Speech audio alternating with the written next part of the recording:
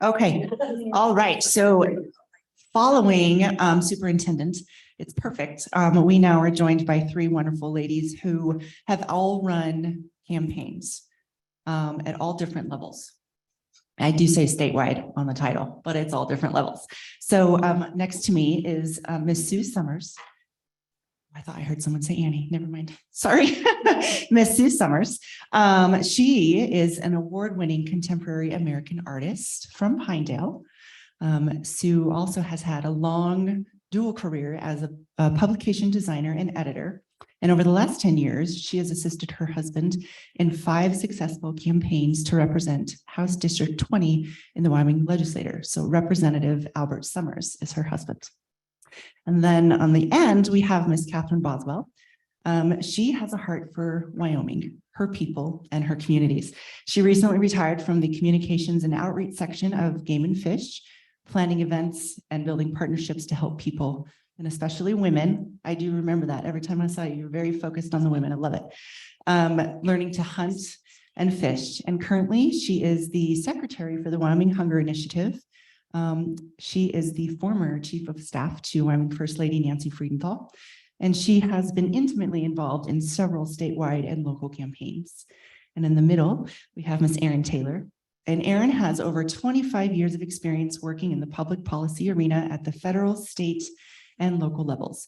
She founded Taylor Strategies and Consulting in 2014, which helps clients navigate the public policy arena, specializing in public affairs, association management, policy advocacy, yes, that is correct, and overall project management for the regional and national clients.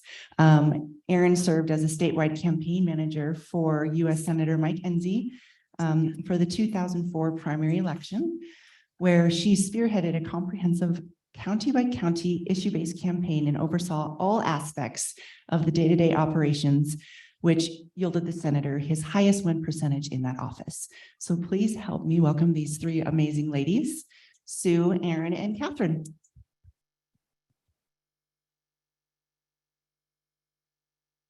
This one. You would like to start? Can you start? You don't want to start? You can have one.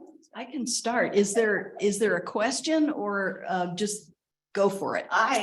So what I would love for you to do is just tell your story about your many years of helping your husband run and what that looks like. And then I'll have all 3 of you do that. And then after that, I will open up for questions. Okay. I think that what I learned from helping Albert was that your candidate has to be completely committed and has to bear the brunt of, that's where the buck stops. If they're not totally dedicated to their campaign, then it's not really going to work to help them. So I was fortunate that Albert was, he was very interested in public service for many years before he ever ran for office. He served his community in small and large ways for decades. And so he had a lot of name recognition and he had a lot of experience working with the public and understanding what his community's issues were. So he had built himself up to that point where I really could help. And as an assistant, I think, or kind of a right-hand woman, the most important thing was to understand what my skills were. What is my skill set? What do I bring that's unique? And what am I not good at that he's got to find somebody else, or I have to bring in somebody to help. Because as I say, every campaign is unique, and in Albert's situation, he ran unopposed for all but 2 of his campaigns, which is nuts. I don't know if that will ever happen again, but it made it inexpensive. It made it possible for him to craft his message without worrying about somebody twisting it. He didn't have to worry about negative campaigning. all the things until this very last campaign. We had issues with that, and we brought in someone, a professional campaign manager, and we accepted funds. We got endorsements. We did the whole deal because it really was necessary. But and at that point, we started learning all the lessons that everybody else has to learn about campaigns, which is call in all your friends, let them help you, get out there and get with people you don't know, try to find out all those people you haven't reached so far, and let people create events and give you money and all of that great stuff. So I have to say, you know, we had it very easy for a long time, and we just started learning the complexities in the last year's election campaign. So I think I should pass on to Erin next. Start with this one. There we go. Am I live? Okay, sounds great. We're trying to see if I can see everyone's faces. So thank you. Thank you for the opportunity to be here. I've spoken in front of Leaping Leadership a few times over the years. And so it's my honor to be here. You heard from my introduction, and you can see from my badge, I am currently a registered lobbyist. I've been a registered lobbyist in the state for going on 21 years. And when I say that out loud, I kind of go, whoa. You're okay. Yes. So I'm an old hat here in the building, but I carry with me years of experience of seeing the trends, the waves, the whatever you want to call it in terms of politics. And my experience with political campaigns, though, is quite personal. You know, my husband and I together have spent years helping friends. You know, we get elected for city council, legislators who are running for office, and not necessarily in our district or of our party affiliation. We have jumped on to walk. We do a lot of walking. My kids know how to walk door to door. And we've done that for, like I said, candidates who who in our minds were the best people for the job, not necessarily of one party or another. And in my opinion, that's what makes Wyoming wonderful, is that we work for the right people and the people who will do the best for our state. So that's how I approach politics. And that's why and how I have been able to and had the honor to really participate in each of these areas. So I'll talk about the campaign that Annie told you about, which was for Senator Mike Enzi. It was 2014. So I think that, yeah, it was 2014. Okay. The year that, and you know, one of our longest serving senators from the state was in the Wyoming legislature, was the mayor of Gillette. So Senator Mike Enzi had a long history and name recognition across the state. The year that I was asked, and I'm going to even jump to one of the questions as to why did you do this? Because he had been in the Senate for a number of years. This is the year, if you all recall, former Representative Liz Cheney decided to run against him in a primary.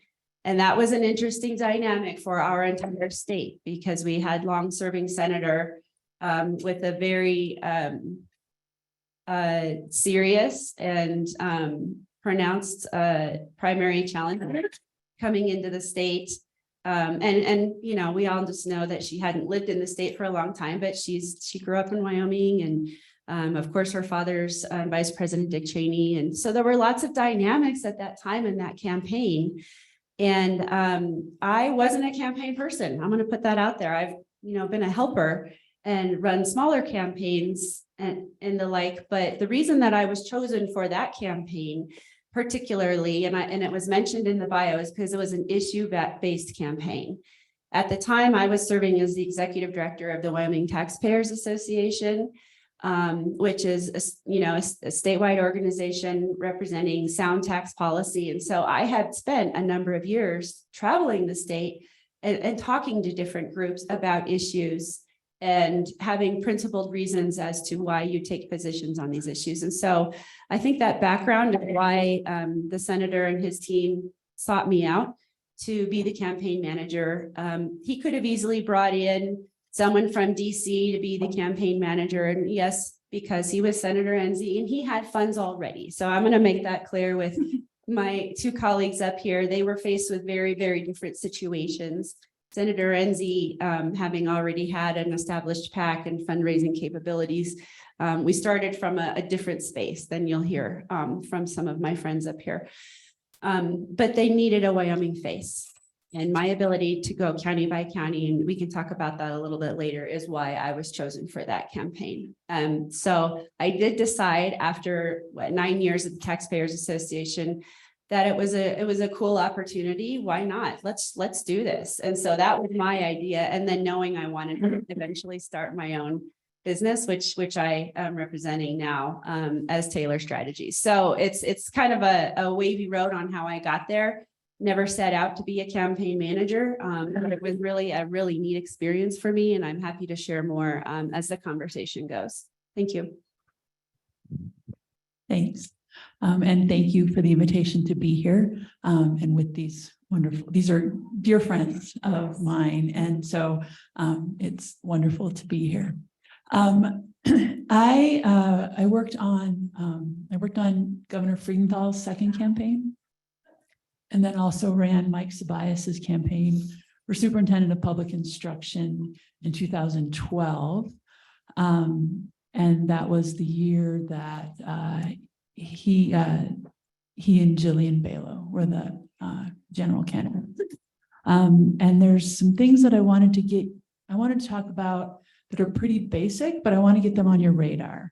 There's a lot of roles in a campaign.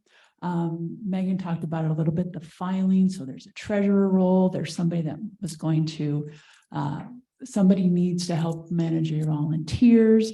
Somebody probably needs to help with fundraising. Somebody's going to be your issue person or your policy person, maybe your data person who's going to know the numbers and all the different precincts and counties and where you need to get those, where your best chances of scooping up those votes are. As a candidate, think about what roles you need your campaign manager to play. What's going to balance out your strengths and your challenges. And then you need to talk about it and how you need to communicate your expectations and don't leave that nebulous. It's even things like who's going to run your meetings. When you've got your team there, who's running that meeting? Who sets the agenda? Is it the candidate or is it the campaign manager? And if those things change throughout the campaign, talk about it. Communication is key when you're working with your campaign manager. If you need somebody, do you have a pretty good idea of your strategy and your tactics? So what you want to accomplish and how you're going to get there? So then you need somebody to help you organize that and help you walk through that. Get that person. If that's not your forte, get somebody for whom that is their forte. So really think about that. I think you also need to talk about how you're going to handle bad ideas. Okay, yours and theirs.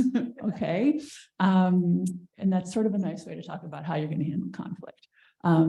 You're both going to be exhausted in a campaign, and you want to get these kinds of things out in the open when you're both in a good space. I always heard about people that forgot to eat, and I was like, I don't know who you are, right? I mean, I don't miss meals. During a campaign, I would forget to eat. And that's how busy and how tired you will be and your campaign manager will be. So just keep that in mind. And the last thing I think in this first opening things, last night, Ruth Ann said that she would tell her 20-year-old self to ask for help more often. And I think that's really important concept because I think sometimes people that are super strong leaders or people that have really good ideas aren't necessarily used to asking for help because it can be seen as a sign of weakness. But you have to ask for help because not only do you have to ask for money, you have to ask your friends to knock on doors and help you connect with people. You have to ask people to share your social media. You have to ask people to talk to people. You have to ask people for their vote. You have to be willing to do that. And if you're in the minority party, you have to ask that of people that are in the majority. And like Aaron said, Wyoming is a great place because I think we give people a chance to get, if we can get to know them, we'll give them a chance, because eyeball to eyeball, people will listen and people will respect them. And so trying to figure out how to make that happen, that's a whole nother strategy and tactic. But you have to have the confidence and the courage to ask people for help. And that will not only make you a better, that will help you govern. I'm going to use that as when you're elected, because also when you're elected, you have to ask people for help. There's no way that you can do this all on your own. So I guess that's, I think I'll stop there of the things that I wanted to make sure I got out. You're just fine. So I'll ask a question. Leave it all. And sure, thank you. And Aaron, you touched on it. But if you want to go into a little more detail. So how did you get involved in managing whatever campaigns, and why did this all start? Whether it's at the whatever level it may have been at, and yours is at state. But touch on that. Like, why did you decide to do this? Why did I decide to help my husband? I mean, yes, come on. Yeah, it is a fair question, because I have legislative spouse friends who really kept a lot of distance between themselves and their spouses' campaigns. Gosh, and I only now realize how many questions we didn't ask each other listening to Catherine talk about the strategy, what you have to figure out, which we didn't.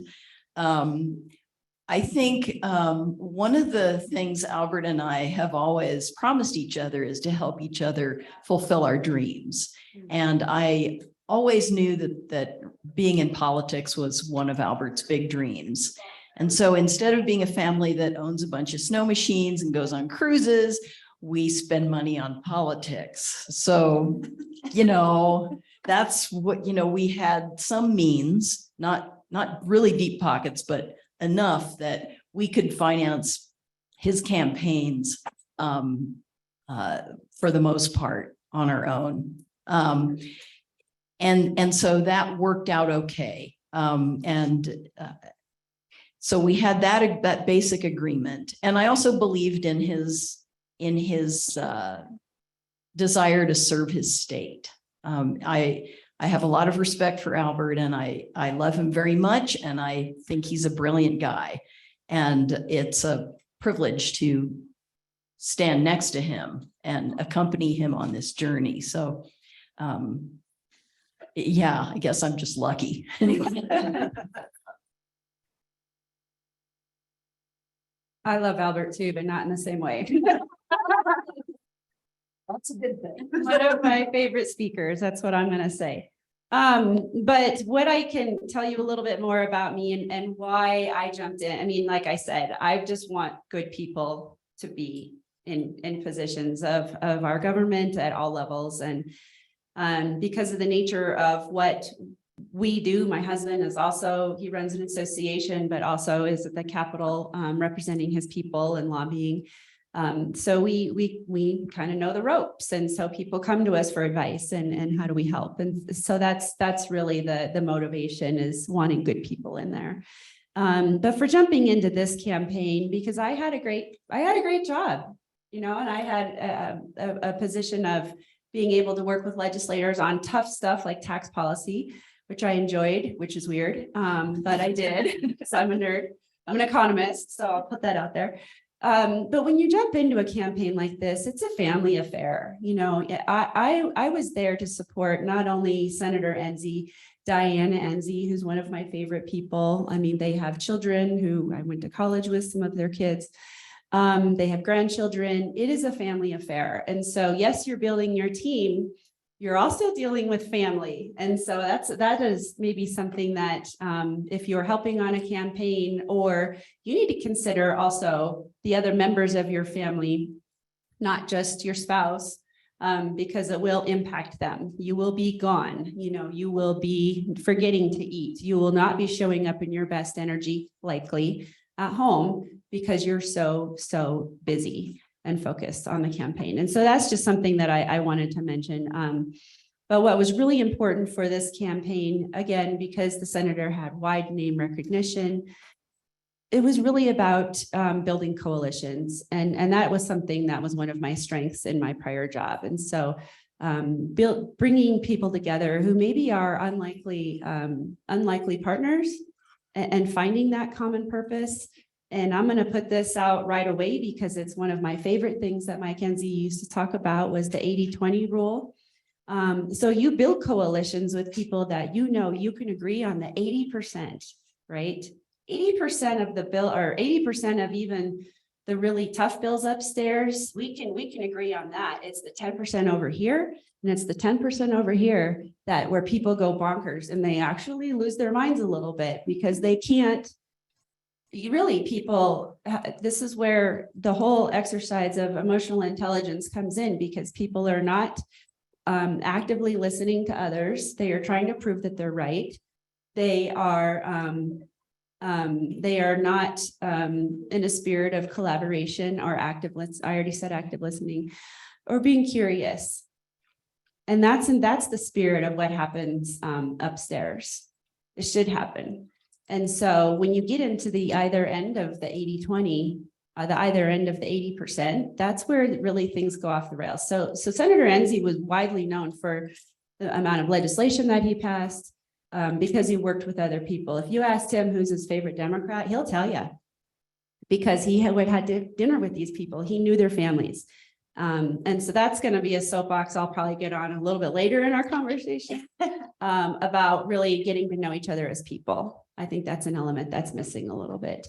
But building coalitions and being able to recognize that not only on the issues that you need, but county by county. Wyoming is very unique. If you're looking at Platte County versus Campbell County versus Teton County, they're all very unique little ecosystems. And so that is something that's very important. And for a statewide campaign, you have to consider, okay, how is this message going to resonate in this part of Wyoming? And you might have a little different strategy for that neck of the woods. You might have different people who are standing up for you. But we also reached across the aisle to say, we know there are Democrats who support Senator Enzi, and they were willing to be spokesman for him. So the coalition building, that includes not only your family, who is your first coalition, but your kitchen cabinet, the people who are your very closest advisors. And then Catherine mentioned all the other types of people that you need. And so just considering where your strengths and weaknesses are, either as the candidate or a campaign manager, and recognizing we have to build a team that equalizes each other out, because I don't have everything we need. And I certainly didn't have everything that campaign needed, but I knew how to find the right people. So that's what I'll say. And I know Catherine has a lot of great experience to add. I got involved because somebody asked me to help. Mike Tobias said, "You want to go for coffee?" And I'm like, sure. I had no idea, and I didn't know that he was running, but he asked me for help. And I thought about it. I talked with some of my mentors. I am a Democrat, except like one day every couple of years. But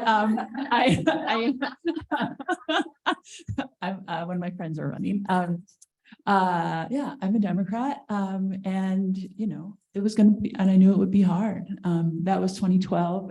It's probably a little less hard then than it is now, maybe. But that was 2012. But I talked to some of my mentors and people that knew Mike well, because I didn't know Mike that well.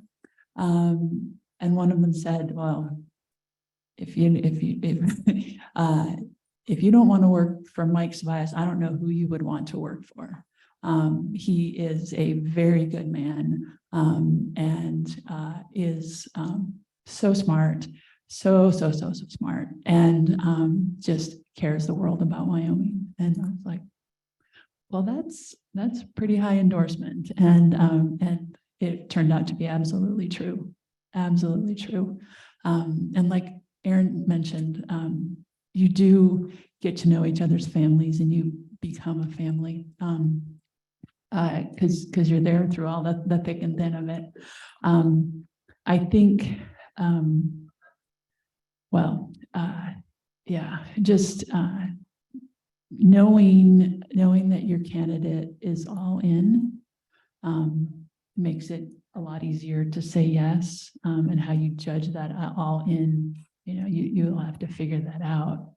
But a candidate that is all in, that asks you for help, is key. And like Erin mentioned, the people that are willing to work across the aisle, it's just fabulous. And that's one of my favorite things about working in campaign, is seeing all the good people, the good things that people are willing to, the good people that are willing to do hard things for you.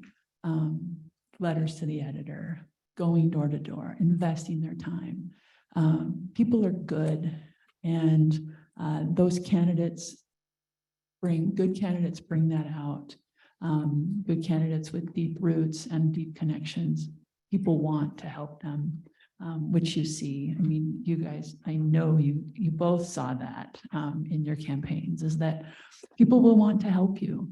And so it's really fun as a campaign manager to provide outlets for that and to organize and fit people in those slots. That's super fun. So. Thank you. Okay, so I like this question. So what do you think is probably your favorite thing about being involved in the campaign? First, I want to just tell a little story about teamwork that maybe it'll help some of you. Maybe you guys are already on it already, but when we were putting a lot of press releases out on social media. That's something Albert believes in, and he posts a lot of updates about his legislative work on his Facebook page. And so during the campaign, we were having to watch his opponent's Facebook page pretty carefully. And when certain unfortunate statements would come up, we got great advice from someone you'll be meeting later today. And she encouraged us to find a bunch of our friends who were also on Facebook to say all the things to that person that we couldn't say. So, people would be trolling. They wouldn't even be from our district. They'd be saying mean things. And our good friend over there, in the south part of the county, she'd get on there and say, "Do you even know Albert?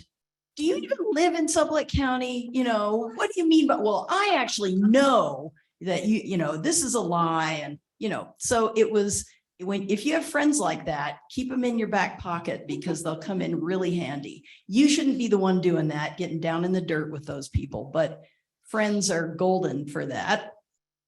And yeah, there's probably some inappropriate things in there, but don't worry about it right now. And what was the question? Your favorite thing about being involved? Yeah, it wasn't social media. My favorite thing is that I have learned so much about Wyoming, and so much that makes me proud to live here. And the more I know, the more amazing it is, and the more fiercely I want to protect it, and the more I believe in it.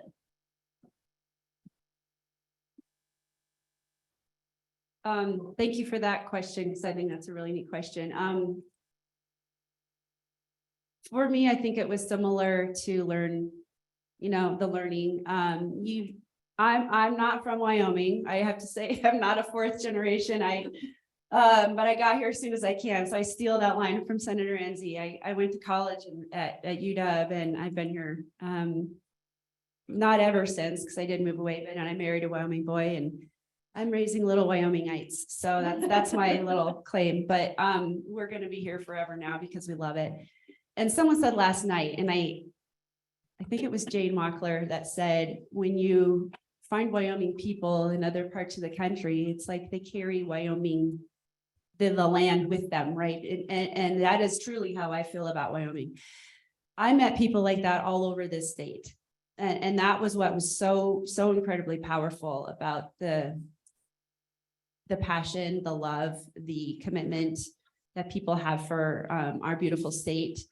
And I've so much enjoyed learning county by county, truly what makes Goshen County. You know, you go, what are from their politics to their economic, what drives their economy there? What is the education base? Like, you really dive into all of the demographics, county by county. And that's where you find the people, right? And what I learned from Senator Enzi is, you know, he was a shoe salesman. I don't know how many here know that. He was a shoe salesman. And so he'll tell you, how do you sell shoes? You do it by looking people in the eye and you have a personal conversation. You see how it fits.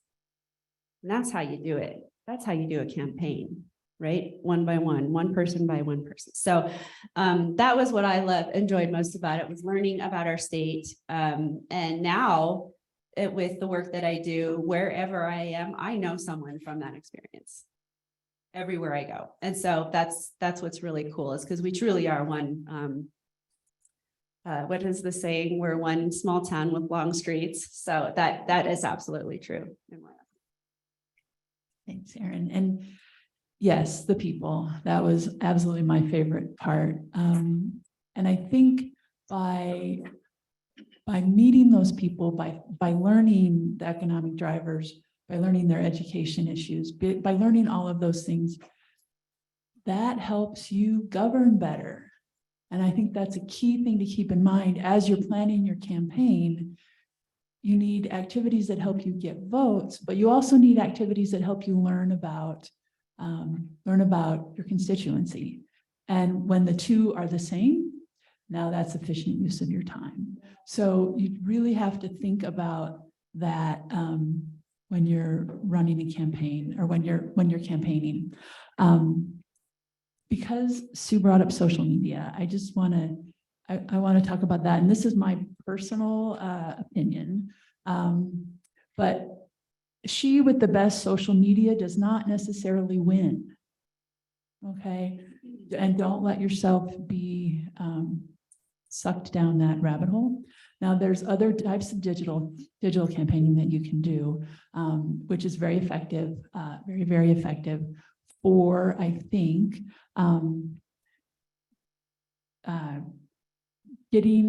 helping your followers, your voters, give them talking points. It also helps remind people to get out to vote on that day, and help solidify people's support. But I don't know if anybody's mind that has been changed because of a social media post. I mean, think about it. If your mind's been changed by a social media post, now you can certainly call people on things. Sue, that was a great strategy that Sue's campaign did of recruiting people to refute things, right? But I don't know that changed anybody's minds, like doesn't change the poster's mind, but it might have helped other people that were reading that go, oh, that's right, that's not true, or whatever. I mean, it might have helped other people, but it probably didn't change the poster's mind. So just be careful about that and don't put all your eggs in that social media basket. You have to connect with people. And like Erin talked about, Senator Enzi, eye to eye, selling shoes, you have to connect with them. And so if that's you or a surrogate, right? If you're going door to door and your candidate, you can say, hi, my name's Catherine. I'm here campaigning for Sarah Burlingame. She's down the street. So if you have any questions, but I wanted to let you know why I'm voting for her, and I'd hope that you would support her too, right? they know now she's in their neighborhood. And that kind of thing. I noticed Megan's campaign, she had a lot of house parties, hosted events that people that she knew could invite friends that she didn't know. Now they're vouching for Megan and Megan gets a chance to talk to them. Those are super effective. Governor Friedenthal did that, his first campaign, for a year before he announced. A year. He slept on people's couches, in their guest rooms. He and his daughter, they actually had a printer that hooked into their cigarette lighter so they could send thank you notes and print thank you notes as they were driving down the road. That is, you have to connect with people somehow. And that is one way to do it. So.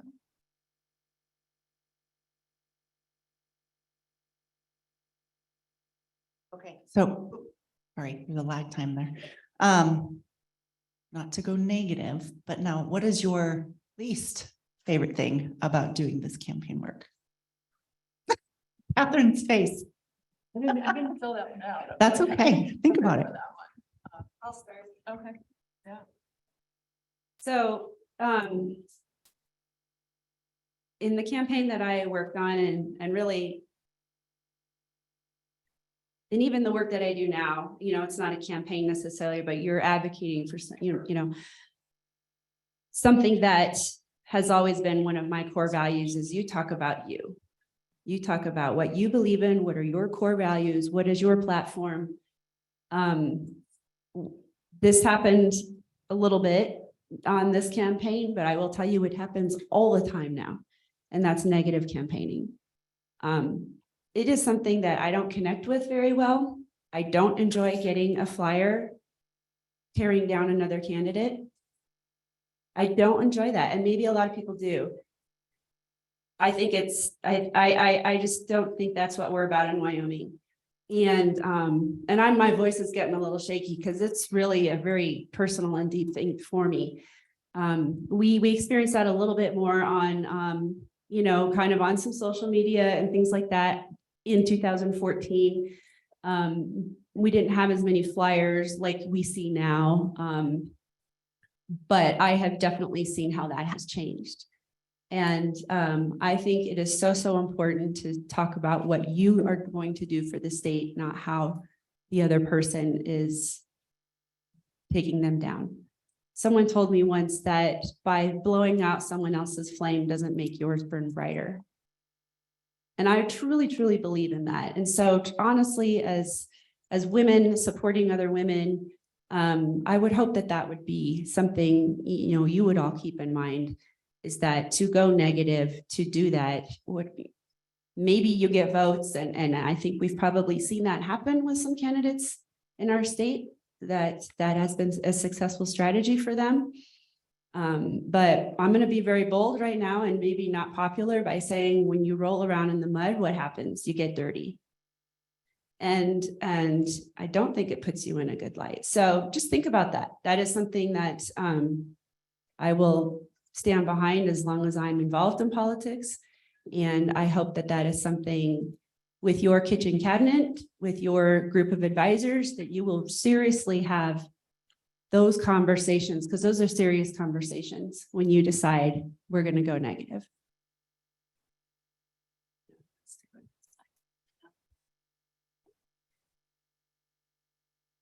I bet we're unanimous on that one. And I've thought about that a lot too, Aaron. I think what we don't think about,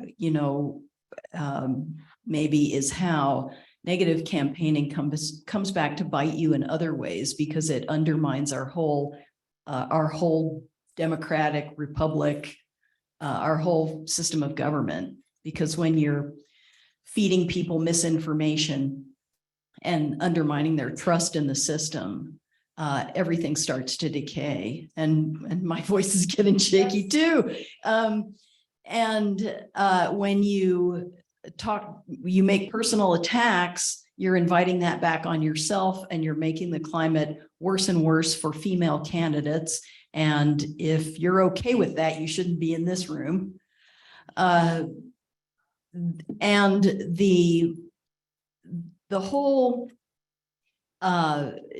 what we saw a lot in the legislative campaigns this last time was a lot of focus on voting records.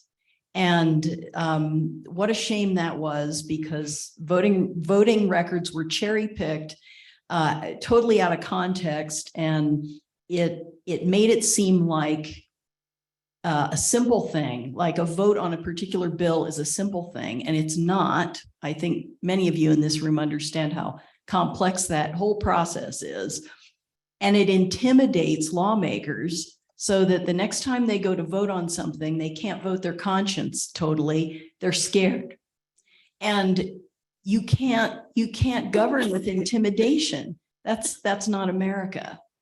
So all of these things have been snowballing over the last several campaigns. And I don't really know what we can do about it, except in the campaigns you're connected with, don't do those things. Stay above the line.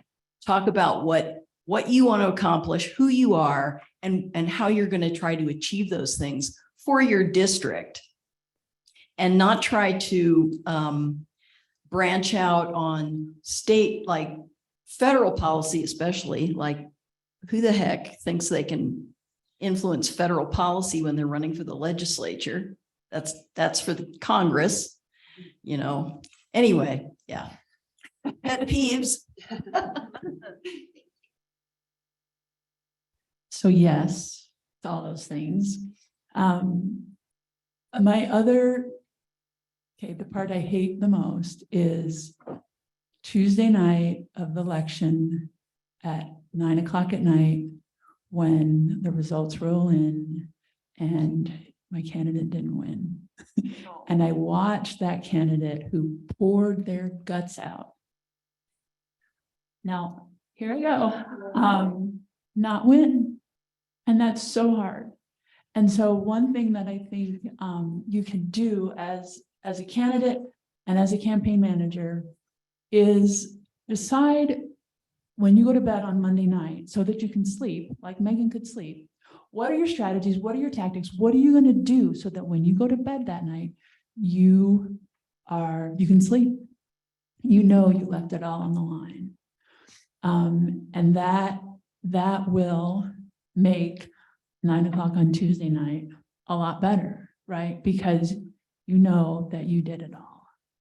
And because, you know, somebody's going to win, somebody's going to lose. And you know that it's a risk, but it is so hard to watch these people, dedicated servants, with the best hearts, to watch them lose. And so having that list of what you're going to do can really help with that. So, and then execute on that list. There's that little part too.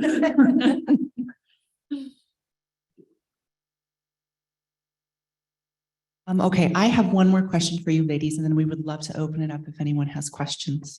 So the last question I have, what is one thing that someone may not think about or that surprised you when you were helping manage a campaign? Not me first. I'll turn it off.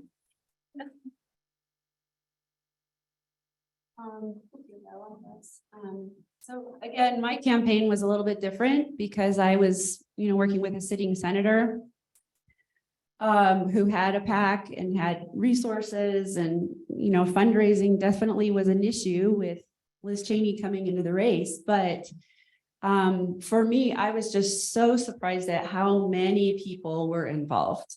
And so it's a little bit of a different situation from Albert's races and from the races that Catherine's been involved with. How many people, you're dealing with the Republican National Committee, you're dealing with other senators, and then his current schedule.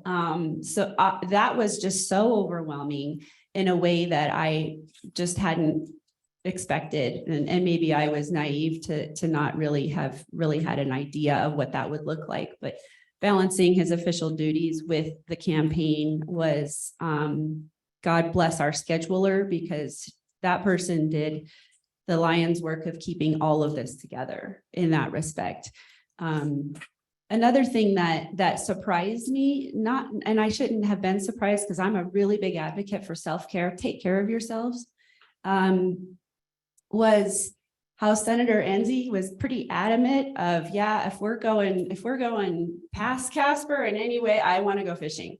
But you have to build that in, right? Take the minute, take the half hour, pull off to the side of the road, take your bike, whatever it is that helps you as the candidate or your candidate that you're supporting, keep their soul alive. Because sometimes their soul's going to be squashed in so many different ways and they don't even see it coming. So that was something for me, just the people, the influence from DC that, well, in Wyoming, we do it this way. So that was actually a dynamic I had to deal with quite a bit. Was we did have DC advisors involved, and I was doing a lot of pushing back saying, I'm not going to do that here because that won't fly.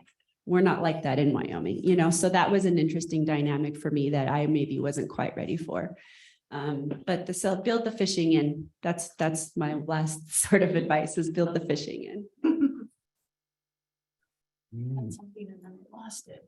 Do you have something yet? No, not yet. I just asked.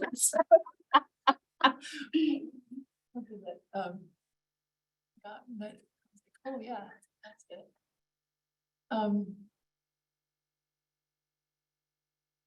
I know.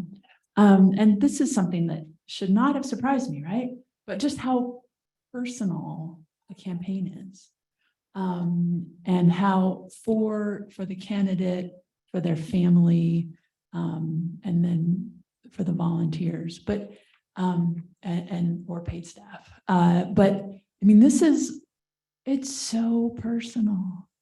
And it needs to be, right? This is your heart. This is what you're putting out there. This is what you're laying on the line.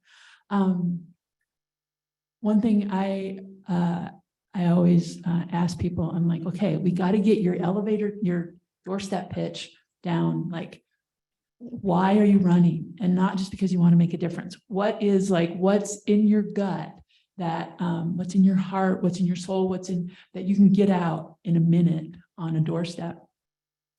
And I was working really hard with Mike on that.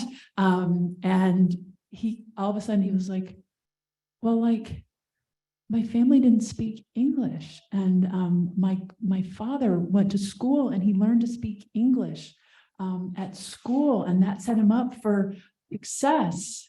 And that was all in the public schools. And I was like, that's it.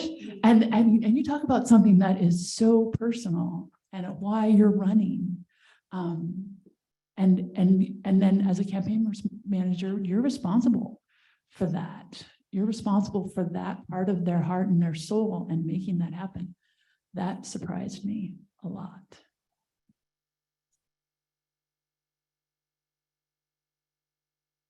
Okay.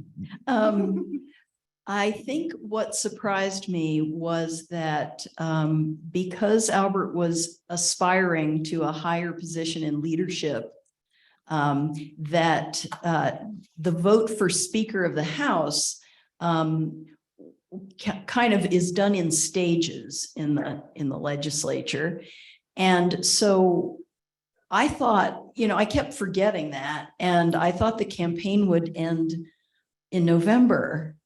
And it turned out I had forgotten that no, he isn't going to be finishing his campaign until January. And so the campaign was on the home front was exhausting enough. It always is. But it was, it went on forever, and it was exhausting for 6 months at least. Yeah. And so that surprised me, and I had to kind of restructure my brain to just accommodate and keep my energy up. And the whole self-care thing was important for me too. So if you are very close to somebody, it's a family member or a spouse, you're right in there, and energy and good health are so important. I mean, it sounds like a cliche, but it's easy to forget at the same time. And I eventually turned to a previous speaker's spouse when I knew Albert had the speaker position. And I asked her for advice, and she basically just was like, yeah, get ready. It's hard. You'll never see him. And yeah, and that's, and it is kind of lonely when you have someone in politics who's really dedicated to that position. It's a real challenge to your relationship.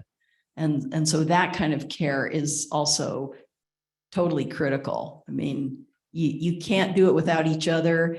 And you're also stressing each other out a lot. So it's intense. Oh, I turned it off. So That's okay. Do we have any questions? Okay, does anyone out here have a question?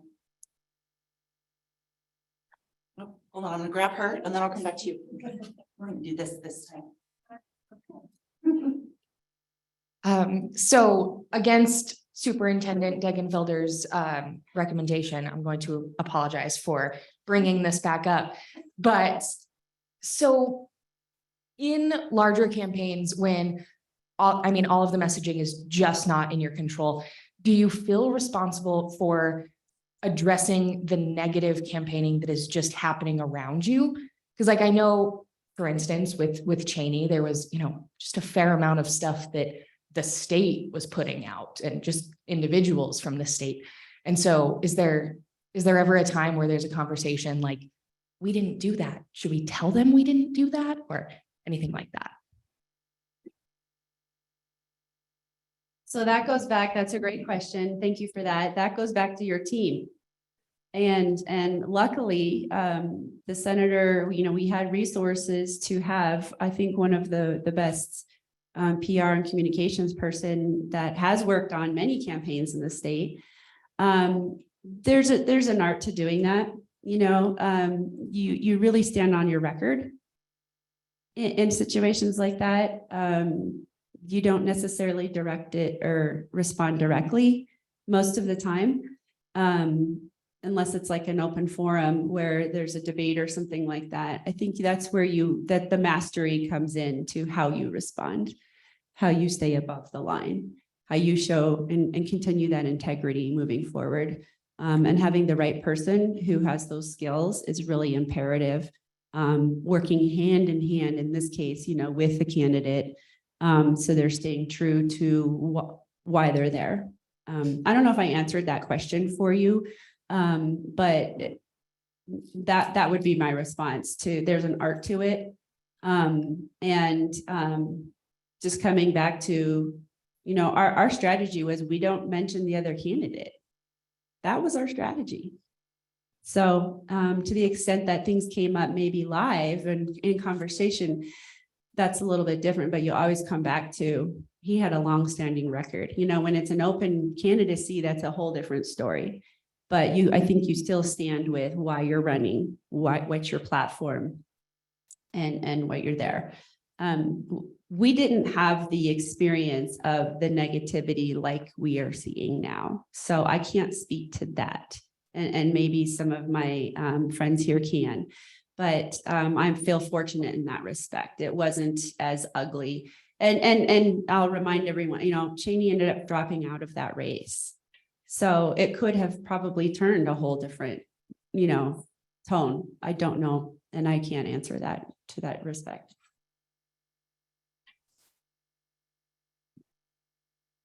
Do either of you want to up on that?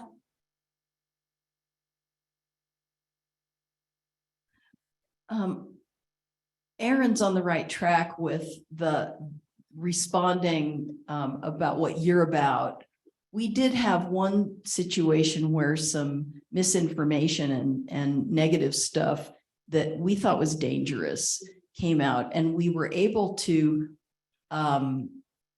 call our favorite columnist for one of the news outlets, and she put together a bunch of facts that were pretty aggressive, kind of digging up some things on the candidate. And so it was coming from her. She actually had already knew about all this stuff and offered to write an editorial. It was very carefully written, very carefully written, and the art, right? The right language and the right tone. So if you have access to that kind of those kind of colleagues, we felt that it did help kind of push back on some of the things that could have hurt Albert. And timing is kind of like if your opponent is predisposed to negative campaigning, they will come out with something at the worst possible time in the campaign. It'll be like a week or 10 days before the election. And I think we'll have people talking about press and how to get your message out later today. But just knowing that you might need to save up some resources so that you can put one more positive spin out there, like 10 days before the election.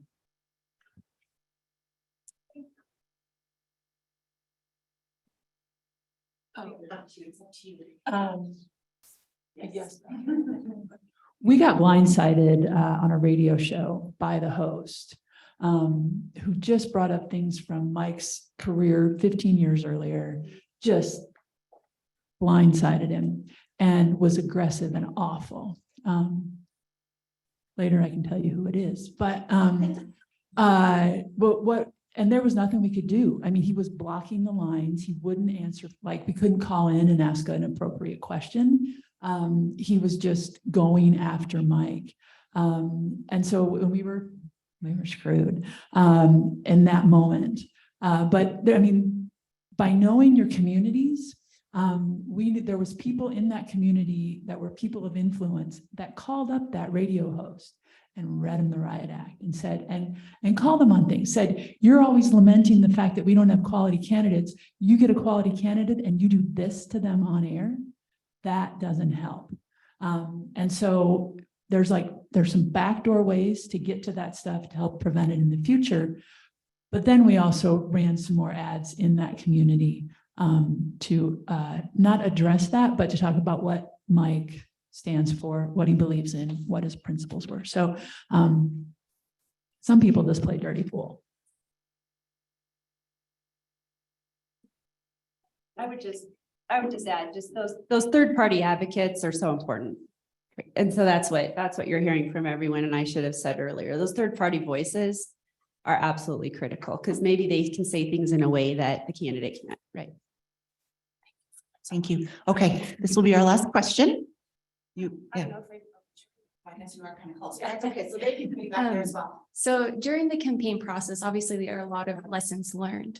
But is there something that you would give as an advice to this group in the room that you wish you would have done differently or approached differently that would have made your life easier or had a different outlook throughout that process? Talk about how to handle conflict earlier. Yeah, talk about how you're going to handle bad ideas. And how do you want to do that? And what is your role as a campaign manager, and what do they need from you? And then this, in a smaller campaign, because in a larger campaign like Aaron's, there's already pretty pre-established roles and responsibilities. You're still playing to people's strengths and figuring that out. But in a smaller campaign, for a local campaign, you're gonna puzzle it together more creatively, perhaps, or non-traditionally than perhaps a senatorial campaign. So figuring out how what does a candidate want from that campaign manager, how they can fill those needs, and then how you want to handle conflict. Not yet. No, I mean, my campaign was so different. I mean, I came into a very well-established process. The senator had obviously already run several times before that. I was coming in for different reasons for this campaign with my talents. So really, maybe what I would say, and hope I don't get myself in trouble, but when you're in a situation when you are kind of brought into a pre-established, and maybe you see a red flag of this person probably isn't going to be a good volunteer for us, probably speaking up a little more, using my voice a little more with authority than I probably did, because I felt like I was coming into the process more than me choosing. And so we did have some hiccups with some volunteers and this and that. And I'm just, so there's management, there's people management. And so again, conflict, and how do you deal with that? So we got there and we resolved some things, but I would just say, don't be afraid to use your voice. I think often as women, we might feel like we have to take the advice of all the people who have done it before or whatnot, but I'm a strong believer in my gut. My gut's usually right. And if I don't pay attention to my gut, then often I'm mad because I should have, right? So pay attention if you're someone that has that. Not everyone has that. Just pay attention to what your inner voice is telling you. And if it's just not sitting right, then maybe it is worthy of a conversation with someone, or bounce it off someone else that could say, I'm really feeling some conflict here. Just help me bounce it off you, and you'll probably come to your own resolution and be able to take that next step forward to resolving that conflict. But maybe it's having someone who's not in it, right? That can be a sounding board. So that might be something that can take away too, is have someone else who can help you, who's maybe not immediately involved in the issue, be a sounding board to help you find a resolution. And similar to Erin's situation, Albert and I had been campaigning for 5 terms prior to this one, and so we kind of knew what the basic parts were. I think probably after every campaign, we thought about what we could have done differently or better. But I also feel like just be ready to have some I should have done's. I mean, that's going to happen no matter whether you win or lose. You yourself will see what the mistakes you made, and it's important to, whatever they are, especially if you lose, to just learn from that and move forward, because we're not perfect. No campaign is perfect. Every candidate has to face a loss at some point, and don't be discouraged by that. Just learn and grow and keep going. Okay, well, thank you very much, the 3 of you, for joining us this morning.